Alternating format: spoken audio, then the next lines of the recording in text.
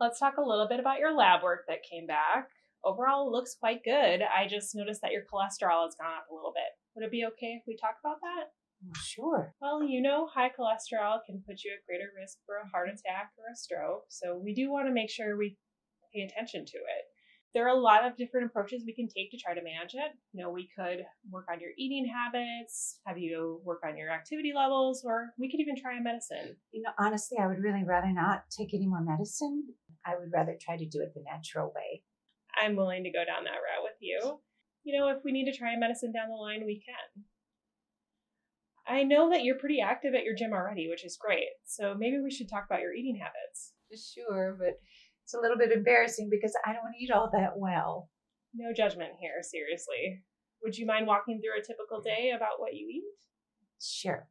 For breakfast, I usually have a sweet roll with coffee. Then at lunch, I eat a frozen meal. It's quick and easy and cheap, and I don't have a very long lunch break. At night, I am so tired when I get home from work that I often have fast food for dinner. And what about snacks between meals or after dinner? Well, sometimes I grab an apple or chips from the vending machine at work. At night, I sometimes have popcorn. And I do like a bowl of ice cream once in a while. Well, thanks for going through that with me. It seems like there are some places we could make some changes in your eating habits. What do you think about doing that? Honestly, I've been thinking about this for a while.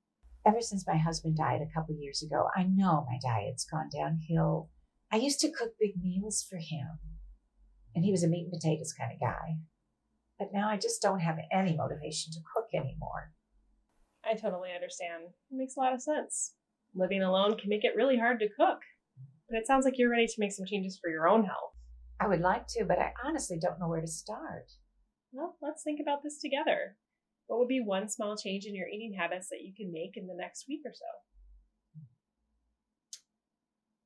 Well, my mom used to cook big meals on Sundays, and we'd eat leftovers throughout the week. So maybe I could do that. That way I'd have something that I could quickly heat up without having to grab fast food.